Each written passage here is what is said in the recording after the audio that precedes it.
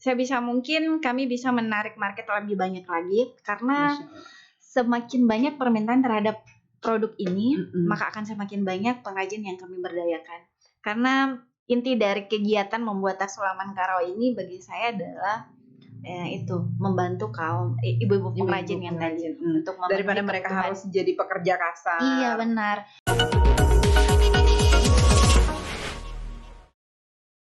Assalamualaikum warahmatullahi wabarakatuh. Di sini ada Briska. Briska Wati Huji. Iya.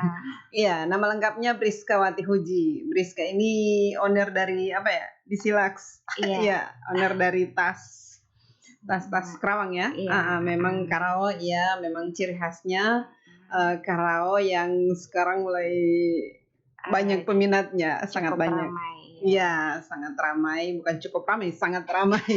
Iya. Jadi Briska ini mulai bikin tas itu kapan?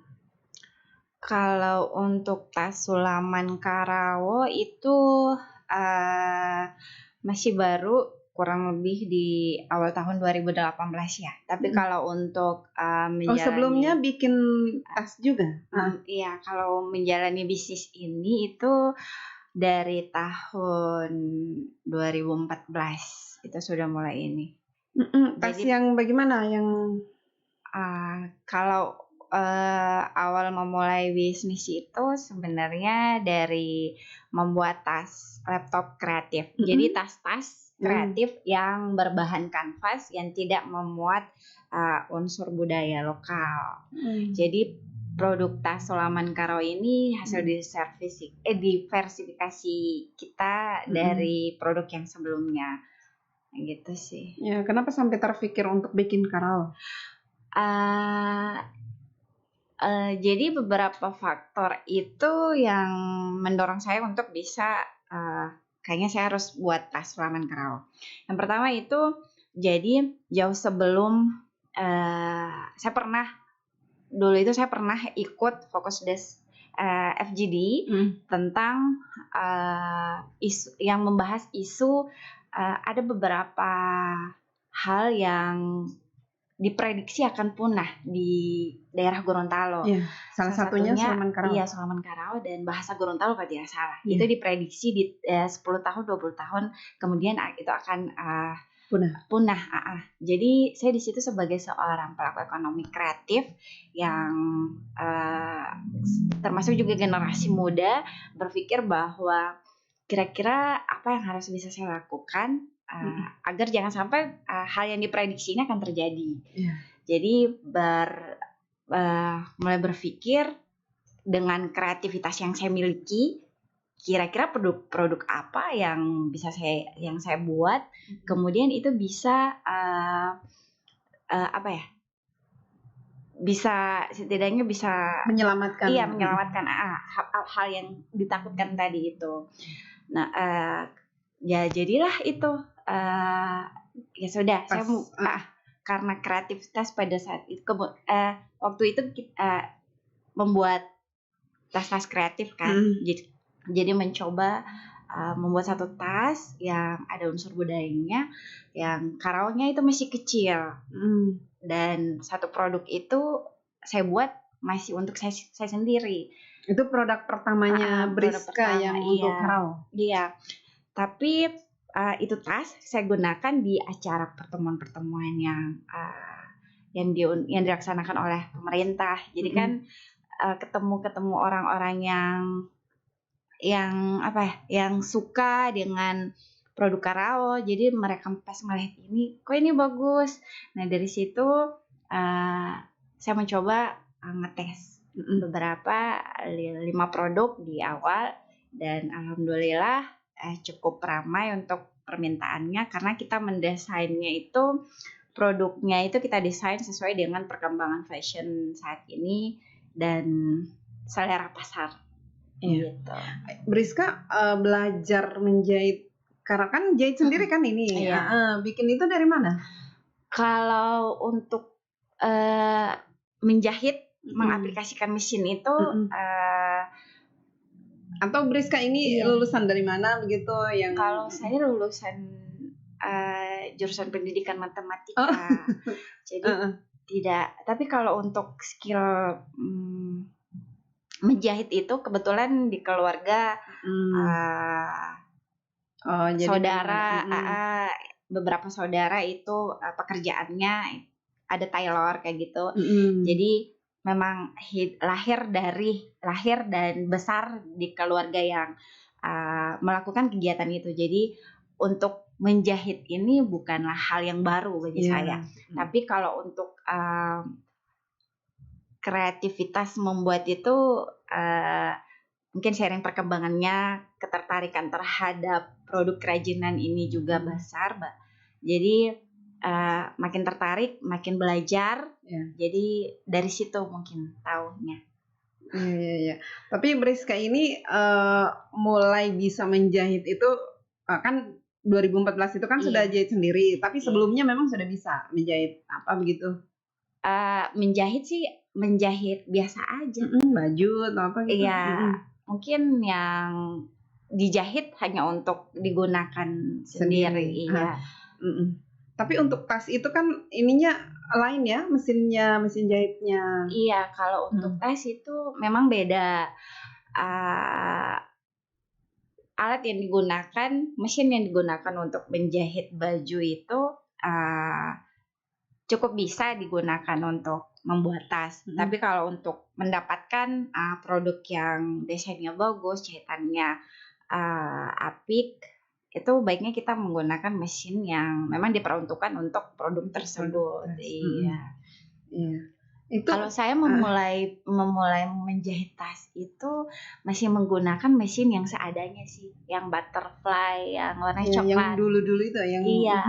Jadi saya memulai bisnis membuat tas dengan modal yang cukup minim, hanya uang saku saja. Berapa itu buat, modalnya? Ada 100 kurang lebih 200-an lah. Itu saya gunakan untuk waktu membeli masih kuliah bahan. itu? Iya. Kalau jadi sebenarnya ide berbisnis tas laptop kreatif itu dia lahir ketika saya masih duduk di bangku kuliah. Semester 4 kalau tidak salah, itu ada kompetisi. Jadi universitas itu melaksanakan satu kegiatan yang di situ kita di audisi untuk bisnis plan. Jadi siapa yang memiliki ide bisnis itu dipresentasikan di beberapa dosen dan praktisi, dan kemudian itu ide kreatif yang memiliki peluang pasar itu yang akan diberikan modal. Modalnya itu waktu itu kalau tidak salah 10 jutaan dikasih. Tapi jadi saya ikut challenge itu. Tapi tidak, karena mengingat saya jurusan matematika dan pada semester itu memang lagi tuntutan dari pendidikan itu dari tugas-tugas praktikum semuanya itu. Jadi yang bikin bukan dari fakultas MIPA begitu, bukan universitas. Universitas. Jadi pada waktu itu hanya sekedar ikut di tahap pertama. Untuk selanjutnya itu saya sudah tidak melaksanakan karena memang prioritas ini adalah pendidikan. Iya. Tapi dari situ ide membuat tas itu lahir. Nanti setelah lulus kuliah, resign dari pekerjaan, baru saya mengeksekusi ide bisnis yang lahir dari bangku kuliah ini. Gitu. Tapi orang matematika ini kreatif kan, Ibu Lailani itu kan bikin jadi menghapus image bahwa orang matematika itu orang serius, orang yang killer. Iya, benar. Ibu Nita juga bisnis. Iya, itu guru dosen-dosen saya yang membentuk mindset saya terhadap entrepreneurship itu. Jadi kegiatan, kalau saya terhitung salah satu mahasiswa yang aktif dalam kegiatan kewirausahaan. Dan itu semua kegiatan-kegiatan yang dilaksanakan oleh Ibu Lailani dan Ibu Nita. Iya, pokoknya apa-apa kegiatan terkait kewirausahaan, baik itu pameran ataupun kegiatan di lapangan itu yang terkait jualan kayak gitu, Briska pasti ikut. saya selalu ikut dengan beberapa teman saya itu. Jadi di situ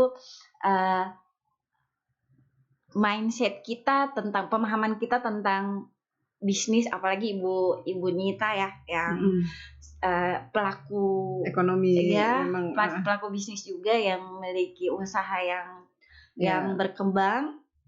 Jadi di situ memang benar-benar dapat ilmu. Oh jadi gini cara berbisnis. Jadi kita bukan hanya sekedar jualan buat produk kemudian jualan, tapi melihat bagaimana kita membangun sebuah sistem yang nantinya sistem itu akan bekerja dengan kita. Di situ pemahaman saya mulai terbuka di situ.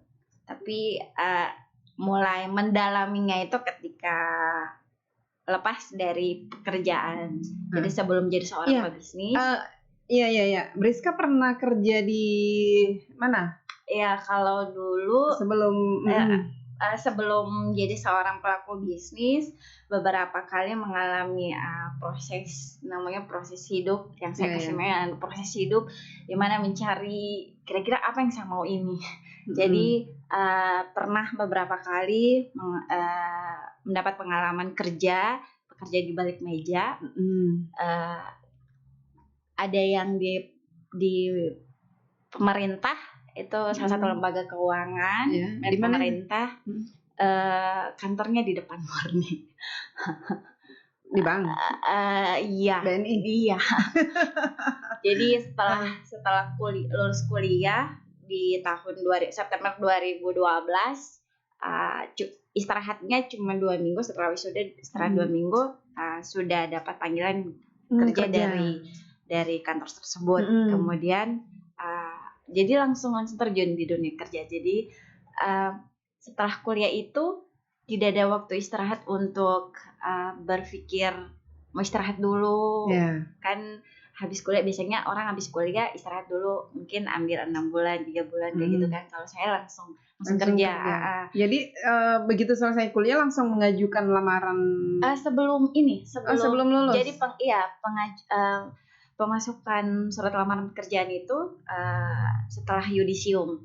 Jadi setelah yudisium masih ada beberapa waktu untuk jadwal wisuda kan. Nah di situ saya sudah submit beberapa surat pekerjaan, lamaran pekerjaan di kantor-kantor.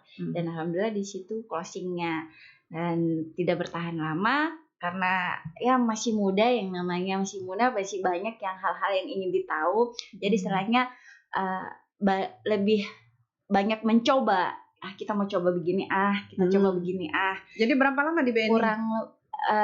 Kurang lebih 1 tahun 2 bulan di situ, dan memutuskan untuk resign dan mencoba tantangan baru di perusahaan swasta. Di situ merantau ya, jadi pernah merasakan juga menjadi seorang anak perantau. Di mana? Di Jawa. Di situ, dan pokoknya kurang lebih sebelum memutuskan untuk meniti karir di dunia bisnis itu kurang lebih ada 4 tahun, 3 tahun itu saya gunakan untuk memilih pekerjaan apa yang cocok untuk saya. Ya, jadi dicoba ini di sini. Pada akhirnya memutuskan untuk ya udah kayaknya harus berusaha sendiri. Saya mungkin tipe orang yang kayaknya harus kerja sendiri, apa-apa yang. Jadi kalau di kantoran kan ya pekerjaannya kita tersistem istilahnya. Kita mengerjakan pekerjaan yang benar-benar yang sudah disetting, tidak sudah ada tantangannya. Iya, bagi saya itu kurang menarik kayak gitu. Mungkin saya tipe orang bosanan atau gimana. Jadi di situ mulai dari 2016 setelah resign dari pekerjaan yang ada di Jawa, balik ke Gorontalo, kemudian memulai lagi dari nol. Jadi saya itu banyak kali memulainya itu dari nol. Tapi sebenarnya bukan hal yang baik sih untuk digunakan. Sedini mungkin ketahui apa yang menjadi passion kita, dan itu didalami. Kita banyak belajar atau mencari tahu hal-hal yang mendukung kita terhadap passion itu. Nah, jadi karyawan bank ini kan sebenarnya impian banyak orang juga ya. Iya. Tapi Briska malah meninggalkannya itu dengan alasan iya, karena mungkin tidak kurang cocok aja sih mungkin di situ. Sebenarnya semua pekerjaan sih bagus. Cuman yang membuat kita istilahnya pekerjaan itu bisa membuat kita lebih bergairah dan lebih tumbuh, berkembang. Itu istilahnya satu pekerjaan yang cocok mungkin untuk kita. Iya. Kalau tidak salah dulu Briska di Bualemo. Oh iya, di Bualemo. Jadi pas balik dari pekerjaan yang ada di Jawa, langsung pulang ke Bualemo. Memang kampungnya di sana, orang tuanya? Kalau saya lahir di Tapa, tapi besarnya itu di Bualemo, Bualemo karena di sana mata pencaharian dari orang tua. Semua kita di sana, tapi semua saya bersaudara itu lahirnya di Tapa. Dan sekarang stay di Tapa? Saya sendiri. Oh, sendiri. Kalau orang tua di Bualemo. Kebetulan orang tua sudah almarhum dan almarhumah, jadi yang membuat saya juga keras saat ini karena mungkin didorong oleh hal itu. Jadi mau tidak mau ya harus kerja keras. Karena mau bergantung sama saudara juga kasihan. Briska bersaudara berapa? Ada 5, saya anak terakhir. Semuanya sudah. Tapi anak terakhir yang sangat mandiri. Alhamdulillah orang tua memang mengajarkan, apalagi ayah ya, itu mengajarkan anak-anaknya itu harus mandiri. Meskipun kita ada jaminan ekonomi dari orang tua, kita tetap dididik untuk bagaimana caranya bisa memenuhi kebutuhan sendiri. Dari sejak SD sih saya sudah diajarkan untuk jualan, pokoknya apa yang harus, yang uang jajan yang satu produk yang ingin saya beli, saya harus sebisa mungkin cari uang jajan sendiri. Gitu.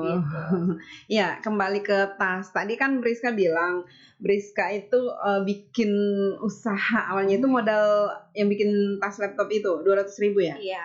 Itu bisa bikin berapa tas itu? Jadi 200.000 itu saya gunakan untuk setengah lusin ini tas laptop. Dengan 6 itu dia berbagai macam motif, ukuran dan motif. Tas laptop itu karena pada waktu itu, kenapa tas laptop? Karena pada waktu itu lagi ramai-ramainya mahasiswa membeli ini laptop. Jadi kebutuhan laptop pada waktu itu cukup tinggi. Nah, saya melihat dari teman-teman laptopnya kurang safety, ditaruh di sekaligus dengan binder-binder itu kan. Nah, saya melihat ini kayaknya kurang safety nih. Nah, jadi di situ berpikir kayaknya ini jadi peluang pasar. Karena memang mindset bisnis kan sudah ada. Kayaknya ini bisa jadi bisnis deh. Saya coba. Jadi Briska bikin. Akhirnya Tapi di rumah memang ada mesin jahit. Iya, mesin jahit yang coklat warna coklat. Itu saya gunakan. Itu 6 biji itu bisa harganya jadi berapa itu? Kalau waktu itu pasaran produk saya itu hanya 85, sekitaran tidak lewat dari 100.000. Karena melihat juga target kondisi mahasiswa. Iya, uang saku mahasiswa pada waktu itu 100.000 itu sangat tinggi sekali. Jadi dengan harga yang segitu saya bisa produk apa yang saya bisa yang bisa saya buat, meskipun budgetnya hanya sedikit, tapi semenarik mungkin saya buat. Jadi dari situ akhirnya menjadi banyak pesanan. Iya, cukup ramai juga permintaan di tas laptop kreatif.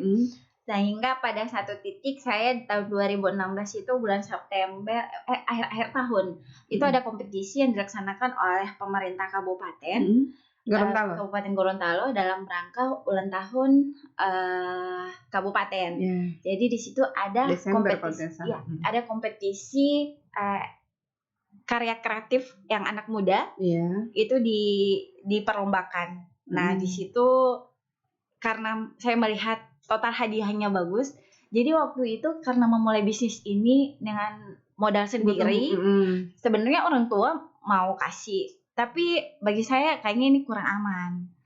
Jadi saya berusaha sendiri untuk bagaimana bisa mengembangkan bisnis yang sudah mulai saya rintis ini dengan modal sendiri. Jadi pada waktu itu pokoknya ada lomba apa saja terkait dengan wirausaha, saya ikut. Itu waktu itu hadiahnya itu hadiah pertama itu 20 jutaan kayak gitu. Jadi kayaknya ini menarik kalau untuk diikuti. Saya ikut dan ternyata ketiga pemenangnya itu adalah semua produk yang memiliki unsur budayanya. Karena pada waktu itu pemerintah memang itu bikin apa? Produk yang saya yang ikut lombakan itu tas laptop kreatif. Jadi ternyata pada waktu itu panitia tidak bukan hanya melihat atau menyeleksi produk yang kreatif, tapi juga ada unsur budayanya, ada unsur kearifan lokalnya. Iya, kearifan lokalnya.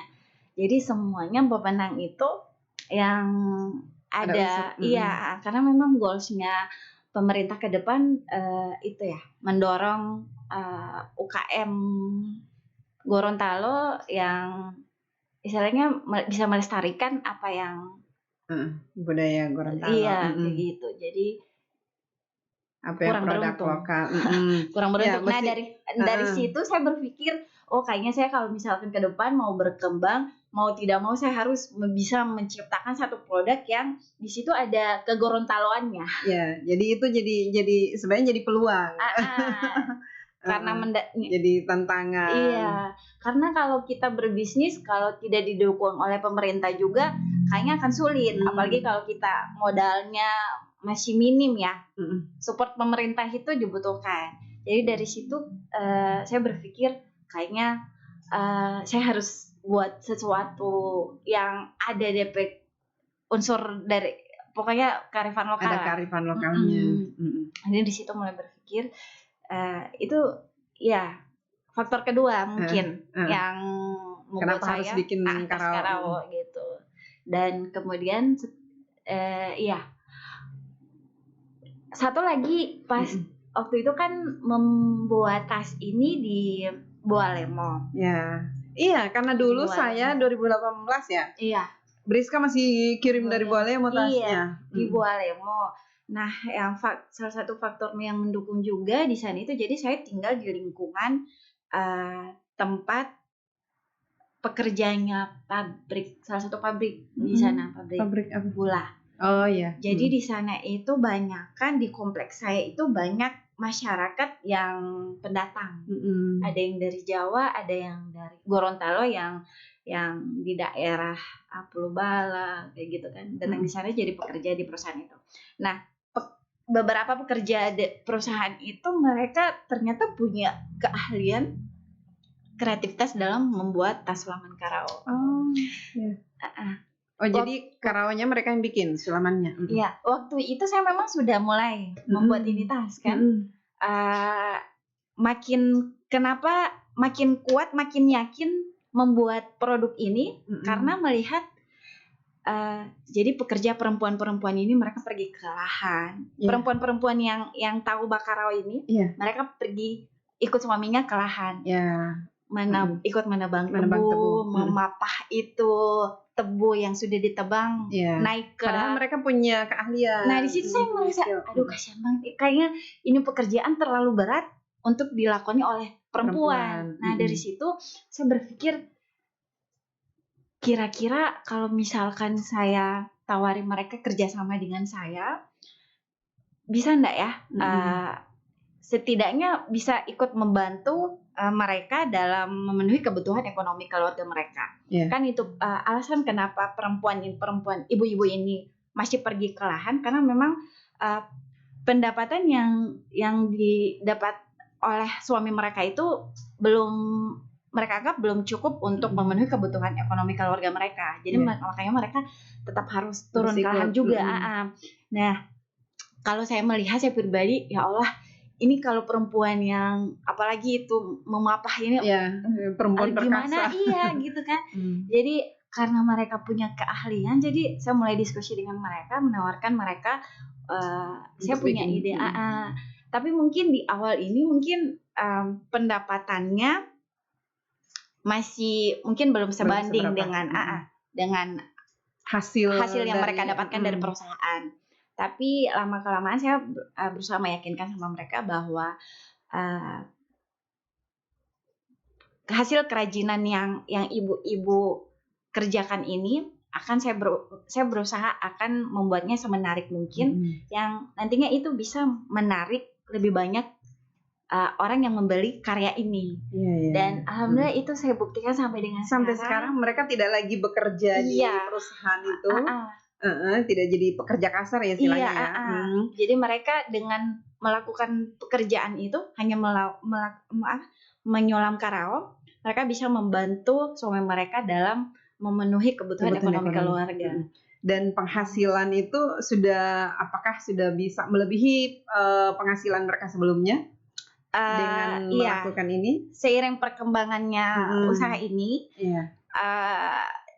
pendapatan yang mereka dapat sudah lebih dari pendapatan yang sebelumnya mereka dapatkan dari pekerjaan yang sebelumnya. Jadi sampai sekarang Briska bahan-bahan sulamannya dari sana, Ada yang beberapa yang pengrajinnya memang di sana. Iya, ada beberapa kan di sana warga pendatang dari daerah lain itu kebetulan sudah menjadi masyarakat tetap, di desa itu sudah istilahnya ber-KTP di sana. Nah, di situ orang-orang yang memiliki KTP di sana itu yang sudah saya berdayakan. Berapa orang yang pengrajinnya di sana? Awalnya jadi memulai bisnis ini di sana kan, pengrajin yang saya berdayakan itu semuanya di sana.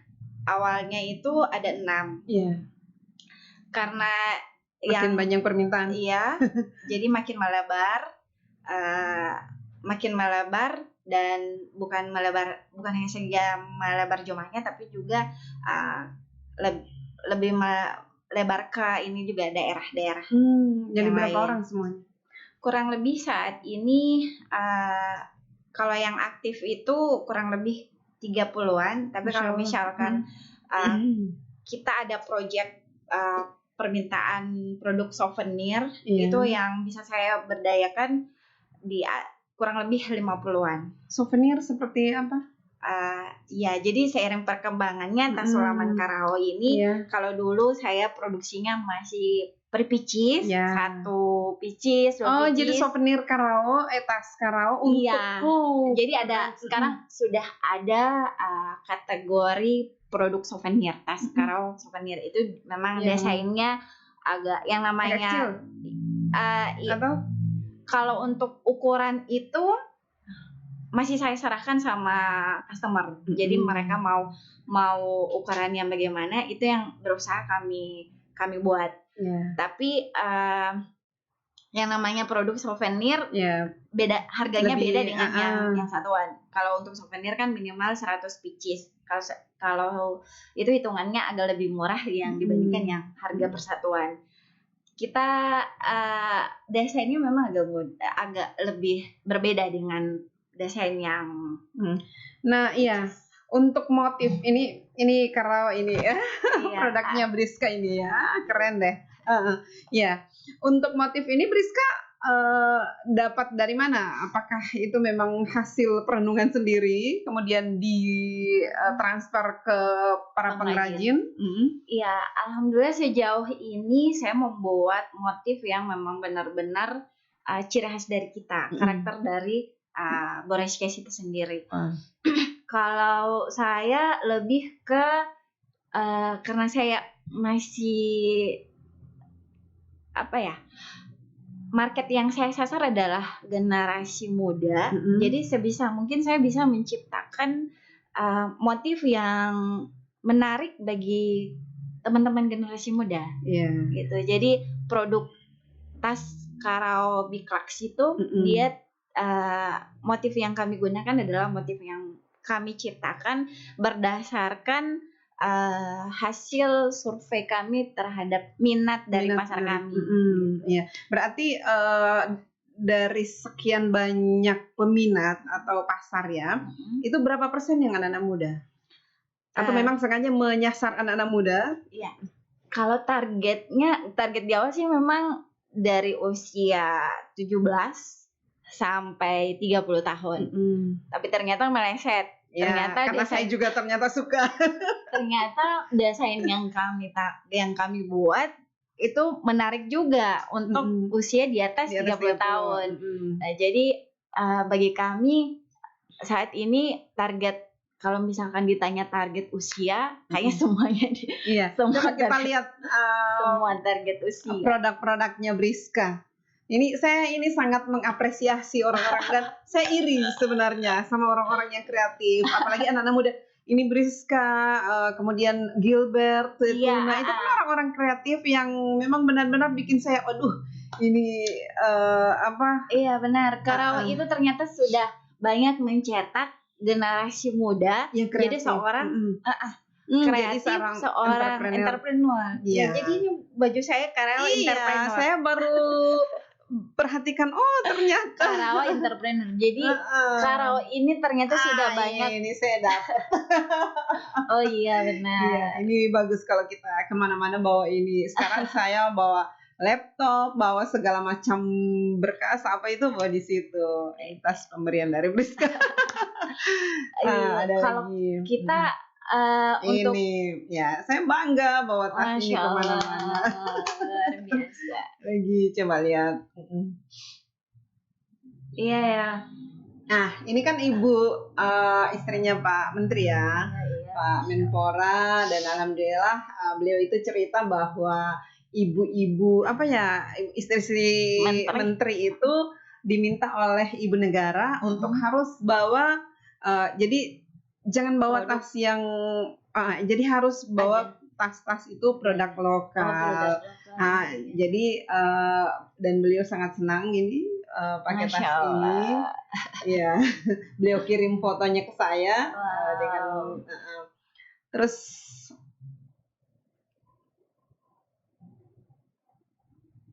ini yang terbaru ya? Iya. Jadi kami berusaha setiap tahun itu ada bisa membuat produk yang baru. Nah, ini Pak Bupati saja pakai ini. Masya Allah. Iya. Jadi kemarin ini dipelantikan di Dekranasda. Iya. Kabupaten Bone Bolango dan kebetulan Ibu Bupati Ibu Loli menyediakan satu space untuk meja itu untuk pameran kecil. Keren. Dan sebenarnya saya itu random aja sih membawa produk-produk yang kebetulan itu semua produk yang saya bawa adalah produk yang ready. Jadi saya pilih 5 untuk dibawa ke sana dan alhamdulillah laku semua. Dan salah satu yang membelinya adalah Bapak Bupati. Masya Allah, langsung saya speechless ketika melihat beliau beberapa menit setelah beranjak dari kegiatan. Beliau langsung posting di Instagram. Ini kan salah satu bentuk dukungan pemerintah sebenarnya untuk merasa didukung aja seperti diapresiasikan. Iya, seperti orang tua yang mendukung anaknya. Iya. Gitu. Alhamdulillah sih. Untuk 2022 ada lagi ya, pastinya kami untuk bagaimana caranya bisa menarik market lebih banyak. Tentunya ada produk-produk yang memang yang dibuat yang sesuai dengan perkembangan dari fashion itu sendiri, karena jualan tas Karawa itu tidak semudah menjual tas biasa. Karena kita motifnya itu kan motif budaya. Dan orang itu kalau misalkan motif yang kita tampilkan kurang menarik, orang tidak akan beli. Meskipun fungsi dari tas itu mereka butuhkan. Iya. Tapi kalau motifnya kurang menarik, mereka tidak melirik. Makanya itu sebisa mungkin kita bisa menciptakan atau membuat satu desain yang bisa menarik, diminati. yang menarik dari ini. Tapi sepanjang Briska bikin tas Karao ini, sulaman Karao ini, ada nggak yang produk yang memang tidak dilirik gitu? Tapi selama ini apakah laku semua atau gimana? Kalau tas Karao, jadi sistem produksi saya itu adalah custom made. Jadi kami hadir untuk menjawab kebutuhan dari para customer. Jadi sistem produksi kami, apa yang customer butuhkan itu berusaha kami buat. Dan alhamdulillah dengan sistem yang seperti itu, yang namanya produk LNG atau produk yang tidak diminati masih tidak ada. Insya Allah sih. Tidak ada. Karena tapi untuk permintaan produk yang sudah ready juga sudah mulai banyak. Nah di situ juga satu tantangan bagaimana caranya saya bisa karena sejauh ini kan membuat tas itu berdasarkan menggali informasi dari customer toh. Baik itu motifnya. Jadi motif itu bukan hanya saya sembarang gambar atau menentukan dia kotak-kotak atau apa, tapi itu kami ciptakan dari hasil menggali informasi dari customer. Nah kalau untuk kebutuhan permintaan terhadap produk yang ready itu sebenarnya tantangannya juga cukup besar ya, karena di situ kita mengira-ngira apa kira-kira motif yang saya akan buat ini menarik tidak ya untuk ini. Kan karena itu sulaman Karao itu kalau tidak dibuat sesuai dengan selera atau keinginan customer, kayaknya kurang diminati. Iya betul. Terus bahannya kan pasti bahan-bahan yang bukan sembarang bahan ya. Ini bahan bakunya dari Jawa atau? Kalau untuk saat ini bahan baku itu 8, kalau misalkan dia di dalam bentuk persen itu kurang lebih 80% masih dari luar. Lokal. Dari luar daerah Gorontalo. Itu tapi kami ke depan berusaha semua bahan baku yang kami gunakan dalam membuat tas ini adalah dari daerah Gorontalo. Tapi kan sama di Gorontalo juga ambilnya dari luar. Iya. Jadi mending beli langsung dari sana daripada beli di sini. Tapi kan dengan adanya sulaman ini orang tahu ini produknya Gorontalo. Ini tapi kalau yang kayak gini sebenarnya bisa ini perintilan kecil kayak gini. Itu ringdeng pengaitnya ini sebenarnya bisa dibuat oleh bengkel-bengkel yang ada di Gorontalo. Iya. Rencananya sih ke depan memberdayakan. Jadi biar perputaran ekonomi juga di Gorontalo kan. Kalau untuk saat ini kan baru kainnya kan, kainnya, kemudian sulamannya itu yang benar-benar kita beli dari Gorontalo. Selebihnya itu kita harus beli dari daerah, dari Jawa. Dari luar. Karena untuk bahan tas itu masih sangat sedikit dijual, bahkan tidak ada dijual di toko-toko yang ada di Gorontalo. Bahannya memang harus bahan begini atau ada juga bahan-bahan yang lain? Iya, karena orang kalau misalkan beli tas itu kalau kita buat dengan bahan yang seadanya, jadi terlihat walaupun dia Karao terlihat kurang menarik lah istilahnya. Iya, tapi Briska ada niatan lagi nggak bikin tas laptop?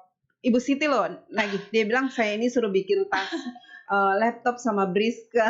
Iya benar. Kan dia lihat tas yang hitam itu. Iya. Ih Femi cantik. Iya ini dari Briska. Ih saya ini suruh bikin tas laptop sama dia. Nah maksudnya kalau bikin saya pesan lagi untuk laptop. Iya. Ke depan karena melihat sekarang respon pasar terhadap produk kami alhamdulillah cukup ramai, cukup bergairah. Jadi tidak mengenal pandemi ini. Iya, sebenarnya di pandemi kemarin itu kita memang terdampak, tapi di kuartal pertama di tahun setelah itu kami bangkit dengan produk yang baru, dengan tawaran yang baru. Ternyata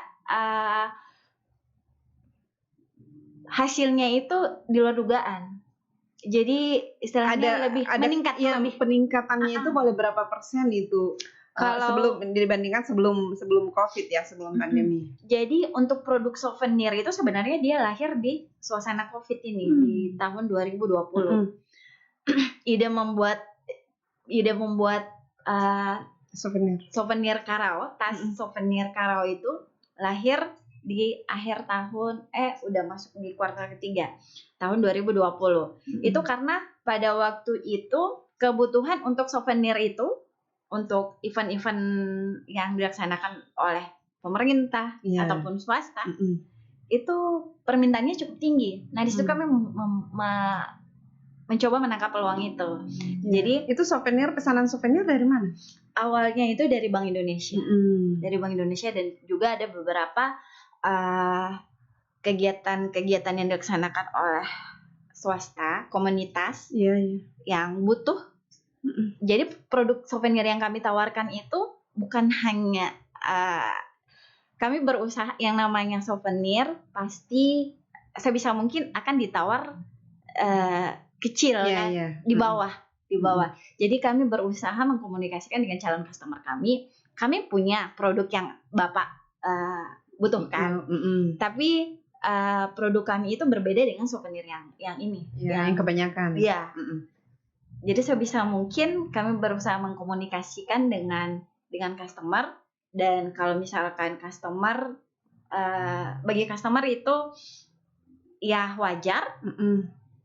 Dan produk ini kayaknya produk souvenir Karao itu termasuk unik untuk kategori souvenir yang biasa dikasih di event-event itu, kan? Jadi istilahnya memberikan warna yang baru. Kalau biasa kan orang yang datang ke kegiatan apa begitu biasanya lebih ke tas-tas yang tidak ada unsur budayanya. Ini mereka istilahnya memberikan warna baru di kegiatan mereka itu, dan nantinya itu juga akan membuat para peserta dari kegiatan itu menjadi terkesan, oh iya kita ini ada dapat ini tas ini dari kegiatan ini, gitu kan. Jadi istilahnya satu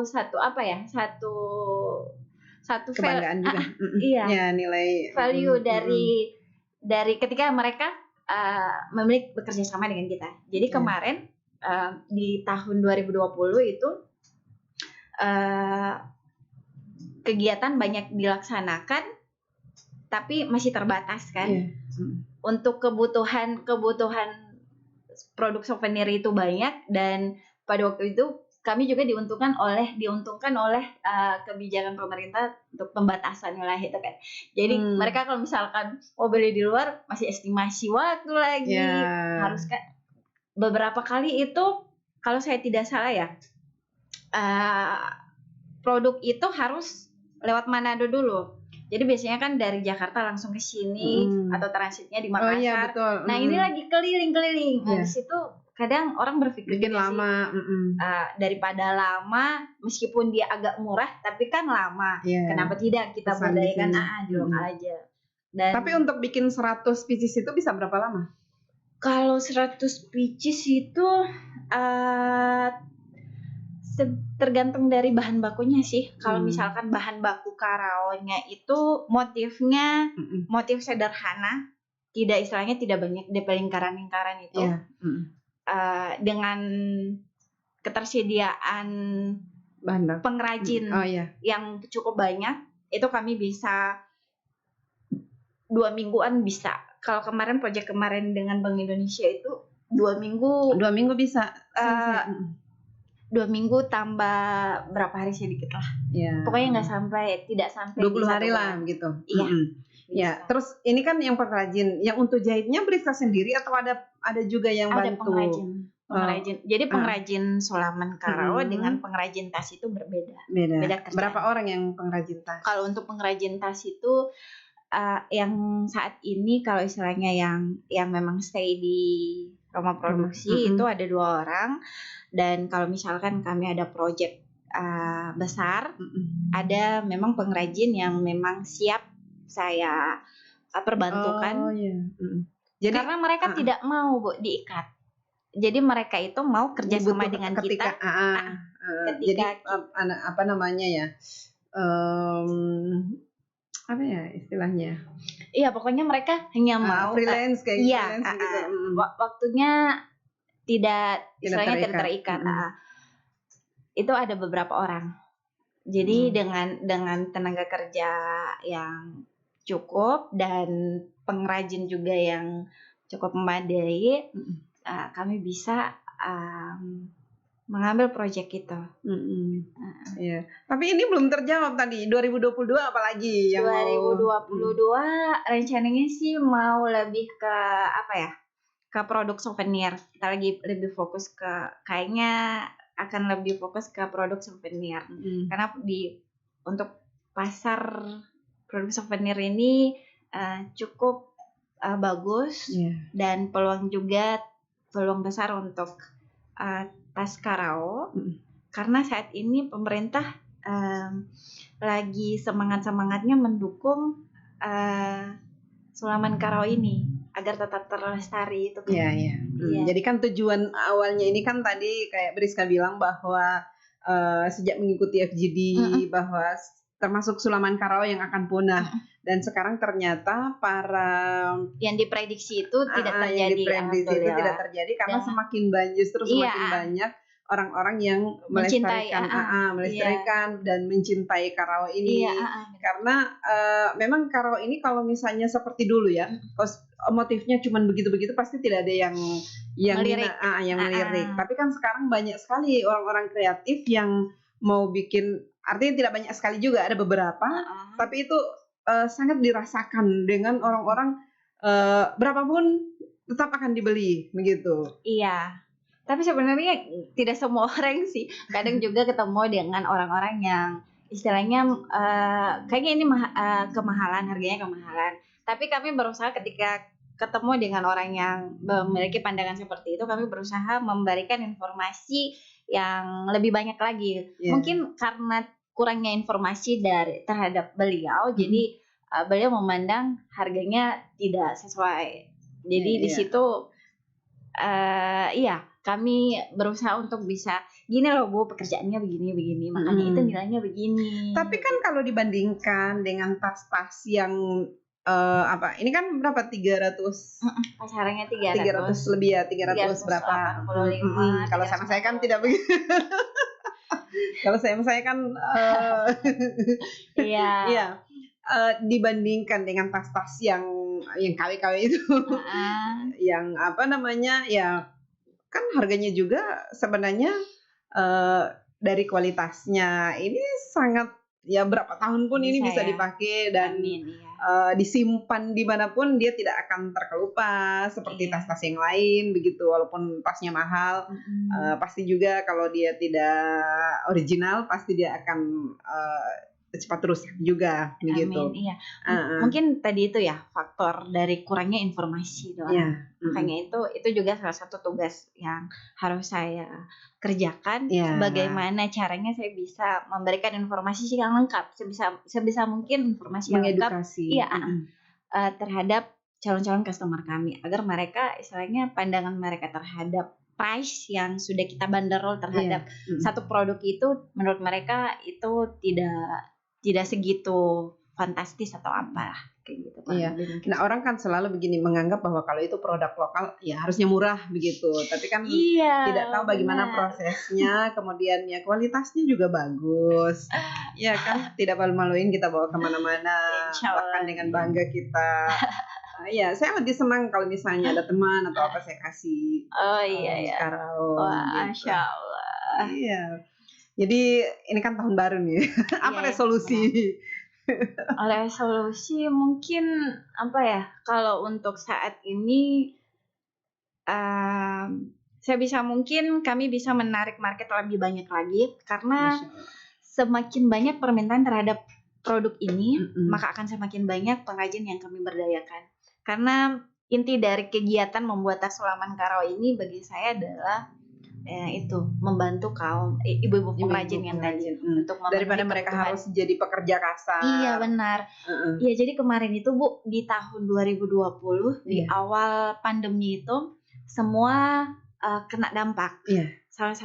Termasuk pelapak-pelapak di kanopi-kanopi sana itu di daerah itu yang tutup, benar-benar tutup, tidak ada permintaan, sehingga permintaan toko-toko ini yang menjual kerajinan Karawa itu nol terhadap pengrajin. Makanya itu kemarin ketika mereka ketemu dengan saya, mereka sangat senang. Ternyata permintaan terhadap produk Karawa ini tidak benar-benar berhenti, masih ada yang lain. Nah dari situ saya melihat ternyata ada banyak sekali ini pengrajin di Gorontalo, pengrajin Karawa di Gorontalo yang kita perlu bantu. Betul. Karena mereka ada yang suaminya cuman penggarap lahan orang lain, kemudian ada juga yang bawa bentor milik orang Sementara lain. saat itu bentor juga. Benar, stop kan orang takut keluar.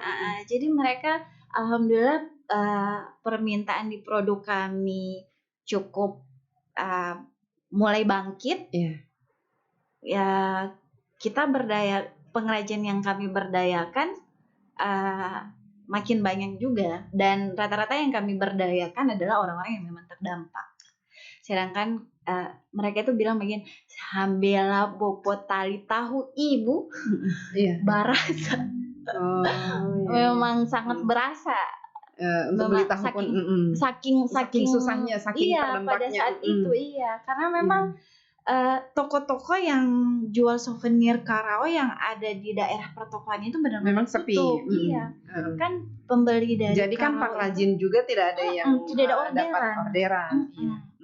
Ya alhamdulillah, ini mudah-mudahan semakin besar omsetnya. Kalau kami sih lebih ke semakin banyak pengrajin yang kami berdayakan, karena membuat kain Sulaman Karawa itu di Gorontalo sudah dianggap oleh masyarakat sebagai salah satu pekerjaan yang bisa menghasilkan sumber penghasilan bagi mereka. Karena itu. Jadi maka dari itu sebisa mungkin di tahun 2020 ini kami bisa lebih menarik market 2022. lebih banyak lagi. Iya, 2022 maksudnya. Oke deh, insya Allah semakin banyak yang bisa diberdayakan. Amin. Kemudian pasti makin besar usahanya. Itu rumah produksi masih di sana di Tapa? Iya, kalau rumah produksi masih di Tapa, masih menggunakan rumah tua. Rumah orang tua ya. Rumah orang tua. Ya, insya Allah bisa semakin berkembang usahanya. Amin. Dan dapat jodoh. Amin. Ya, terima kasih Briska sudah datang di sini, sudah datang berbagi inspirasi. Insya Allah semua kisah yang disampaikan tadi oleh Briska bisa menginspirasi orang banyak, dan alhamdulillah Briska sudah bisa memberdayakan puluhan pengrajin, baik itu penjahit maupun penyulam Karawa. Insya Allah berkah buat Briska, buat mereka juga, dan semakin banyak entrepreneur muda yang seperti Briska yang bisa memajukan bukan hanya Karawa tetapi banyak yang bisa dilakukan, dan semoga sukses selalu untuk Briska. Sekali lagi terima kasih. Assalamualaikum warahmatullahi wabarakatuh. Waalaikumsalam warahmatullahi wabarakatuh.